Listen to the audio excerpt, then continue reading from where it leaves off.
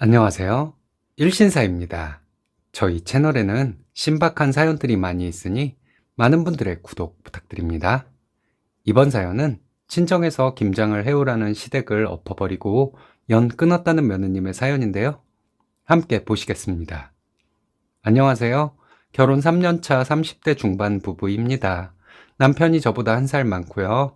이번 김장 때문에 일이 터져버린 것이기는 하지만 그전부터 시부모님은 뭐랄까 어른에게 이런 표현이 맞는지는 모르겠지만 개념이 없는 분들로 보여졌습니다. 결혼 당시 시부모님이 집을 해주셨습니다. 이 집에서 살라고 하셨는데 시댁과 남편 직장이 가까운 곳이에요. 저는 집 크기에 맞춰 혼수했고요. 집안에 들어가는 가전제품과 살림살이 전부 맞춰서 했습니다. 친정에서는 지원받은 거 없고 제가 모은 돈으로 결혼했어요. 신혼집은 경기도 신도시이고 제가 다니던 직장은 반대편 서울 끝자락이라서 집에서 회사까지 대중교통으로 2시간 가까이 걸렸습니다. 너무 힘들어서 결혼하고 몇 달 뒤에 저는 사업자 내고 프리랜서로 일 시작했고 다행히 일이 잘 풀려서 회사 다닐 때보다 수입이 더 좋아요. 원래 다니던 회사에서 받던 연봉도 남편과 비슷했거든요. 직업을 바꾼 후 몇 달 후부터는 남편보다 제가 훨씬 더 많이 법니다. 생활비는 처음부터 지금까지 계속 반반했고 각자 사비로 저는 시댁에 남편은 친정에 보낼 것이 있으면 보내는 것으로 합의 봤어요. 근데 친정보다 시댁에 훨씬 자주 가게 되고 남편은 친정에 연락도 거의 하지 않고 살았습니다. 게다가 제가 시댁을 위해 쓰는 돈에 비해 남편은 친정에 별로 돈을 쓰지도 않았어요. 저희 부모님 생신이나 어버이날 같은 때, 아, 맞다. 뭐 사드리지? 이런 식이었어요. 저에게 물어보고 저에게 입금할 테니 친정부모님 드릴 선물을 대신 사달라고 했죠. 저는 수시로 시댁을 챙겼거든요. 맛있는 거, 시부모님이 좋아하시는 거 찾아서 시댁에 보내드리고 했습니다. 부부 사이의 양가에 더하고 덜하고를 따지지 않으려 했지만 이 부분이 참 사람을 지치게 만들더라고요. 집안일은 제가 회사에 다닐 때도 그렇고 지금도 밥은 제가 하고 설거지는 남편이 합니다. 제가 시간이 자유로우니 장도 제가 보고 청소도 제가 합니다. 쓰레기 버리는 일과 저녁 먹고 집 정리하고 하는 것은 남편이 해요. 제가 집안일을 좀 더 하는 대신에 제가 뭐 사다 달라 하는 것에는 군소리 없이 남편이 해줍니다. 뭘 시키면 군소리 없이 하기는 하는데 여러 번 얘기를 해야 하고 어디서부터 어디까지 해야 하는지 세세히 알려줘야 하며 잘했다고 칭찬도 해줘야 하는 과정이 너무 지긋지긋했어요.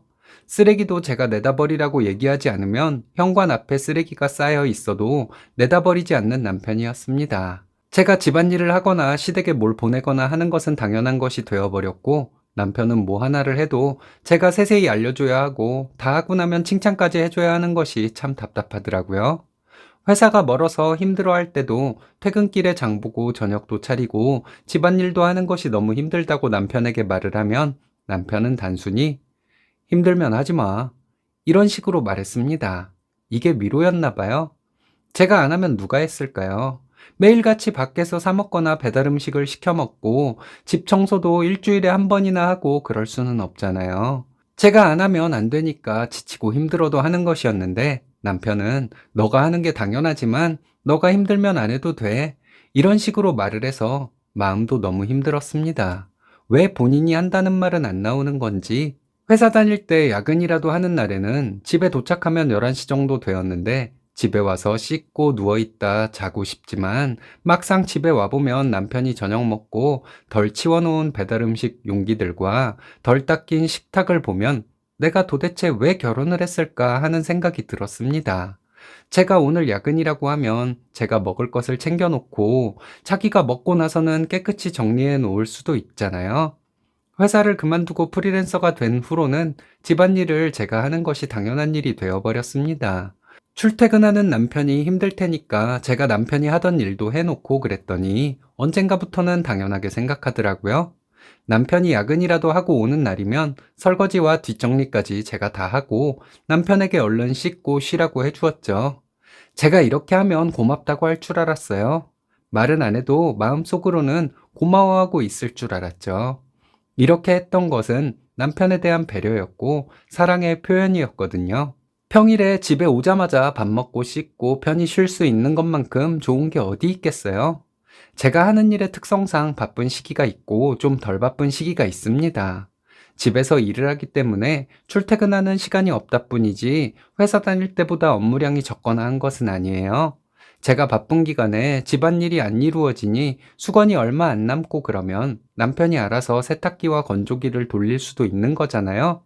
빨래통에 빨래가 쌓이는 것을 보기만 하고 바닥에 머리카락이 굴러다니는 걸 그냥 밟고 다니고 침대 위에 이불은 삐뚤어진 채로 널브러져 있고 계속 누워서 핸드폰만 보고 있으니 정말 짜증이 폭발하기 직전인 날도 많았습니다. 꾹 참고 좋은 말로 남편에게 얘기를 해보면 남편은 제가 안 해도 된다고 말했죠. 누가 한다는 말은 쏙 빼고 제가 안 해도 된다고 하니 대화가 결론이 나지를 않아 너무 답답했습니다. 어느 날은 제가 너무 바빠서 남편이 퇴근하고 집에 들어온 다음에도 계속 일을 하죠.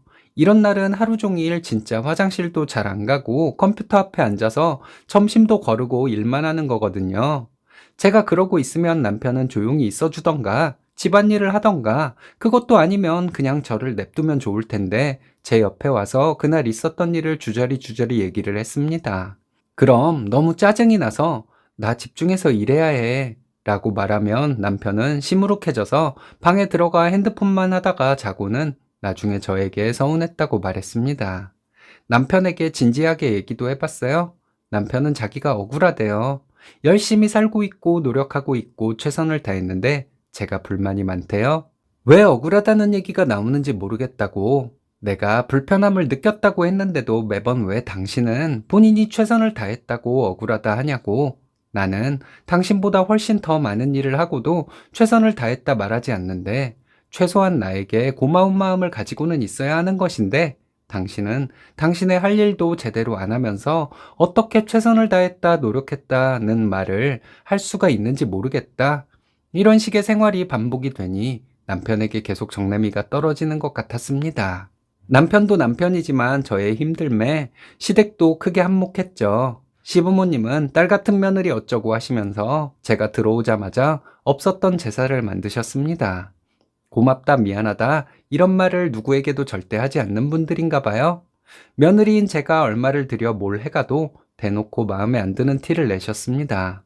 제가 괜찮은 것 같은 생각이 들어서 보냈을 때 다른 데 선물하려던 거 우리 준 거 아니냐며 노발대발 하신 적이 여러 번 있어요. 도대체 이렇게 삐뚤어진 시선을 가지고 세상을 어떻게 사셨는지 궁금하기도 했습니다. 연애할 때는 저를 정말 잘 챙겨주던 남자였습니다. 결혼하고 나니 사람이 확 바뀌더군요. 나는 아무것도 몰라. 나는 시키는 것만 하면 되는 거 아니야? 하는 사람이 되어버린 것에 많이 놀랐고 초반에는 잔소리를 해서라도 고쳐나가면 될 것이라고 생각했지만 언젠가부터는 부모가 30년 넘게 못 바꾼 사람을 내가 무슨 수로 바꿀 수 있을까? 내가 굳이 이 사람을 고쳐가며 함께 살아야 하나 싶은 마음이 들더라고요. 남편을 사랑하는 마음이 아예 없어지지는 않더라고요. 하지만 모든 단점까지 사랑으로 감싸고 지내기는 불가능하다는 결론이 났습니다. 사랑해서 함께하기 위해 결혼했는데 저는 커리어우먼 아내이고 시댁에도 잘하는 며느리여야 하고 남편은 아무것도 몰라도 되고 시부모님은 며느리를 집안에서 부릴 사람으로 인식하고 있다는 것이 저에게는 참 극복하기 힘든 장애물로 느껴졌습니다. 지난 추석 지나고 도저히 안 되겠다 싶어서 남편에게 이혼 얘기를 꺼냈습니다. 남편은 엉엉 울면서 자기가 다 잘못했다고 하더군요. 그리고 달라지려고 노력하는 모습이 보였습니다. 남편이 나서서 시부모님의 이상한 행동을 막아주고 하니 시부모님도 저에게 함부로 말하고 행동하는 것이 많이 줄어들었죠. 그러던 중에 이번 김장 때문에 시부모님과 큰 소리가 오가는 일이 생겼습니다. 시댁은 작년까지만 해도 김치를 사서 드셨어요. 저희 친정에서는 김장이 가족 행사 같은 것이었고요. 저희 부모님이 거의 다 준비를 해 놓으시고 저희 형제들은 김장 당일날 가서 김치 쏙 버무려서 속 넣고 하는 것이 전부이긴 했습니다. 시어머니는 올해부터는 너네 집에서 김치를 가져다 주라 당당하게 요구하시더군요. 결혼한 후로 보통 친정에서 김장을 하고 나면 시댁에 김치 한 통을 가져다 드렸는데 올해부터는 시댁 김치까지 하라더군요.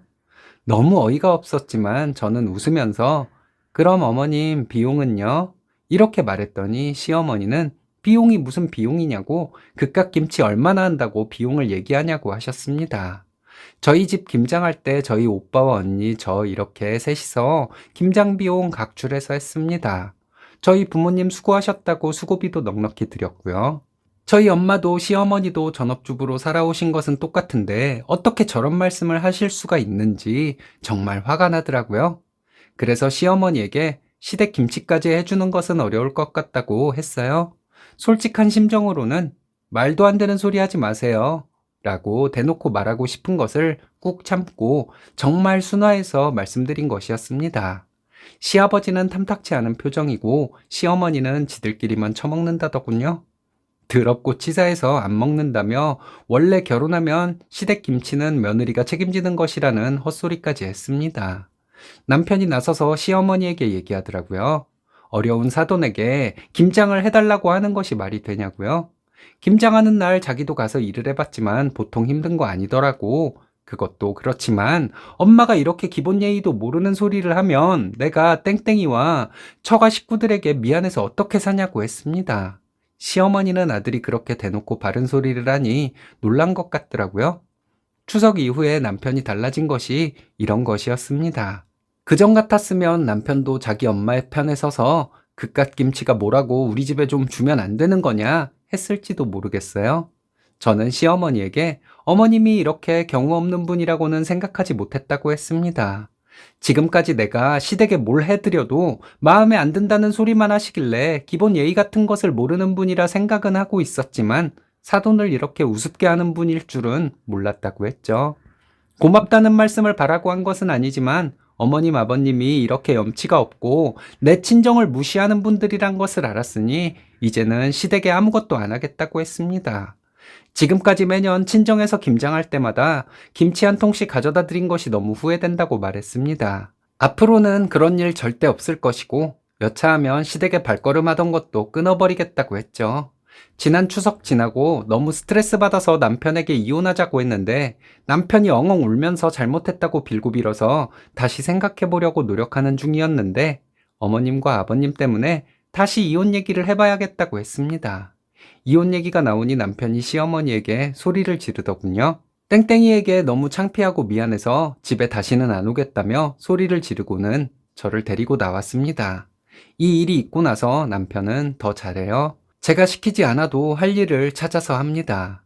시부모님은 어떻게 며느리 친정에서 김장을 해오라는 뻔뻔한 소리를 할 수 있는지 너무 화가 났지만 저도 할 말 다 했고 남편이 자기 부모님에게 소리까지 질러가며 제 편을 들어주어 속이 좀 풀리기는 했어요.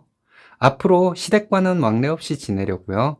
집 가지고 말 나오면 바로 이사하려고 생각하고 있고요. 남편이 다시 변해서 예전처럼 저를 힘들게 하지는 않을 것 같아요. 그렇다고 믿어보려고 합니다. 남편이 달라졌다니 다행입니다. 시부모님의 뻔뻔함은 어쩔 수 없을 테니 쓰니님 결심대로 왕래 없이 살면 되지 않을까요? 여러분들의 많은 위로와 조언이 필요한 사연 같네요.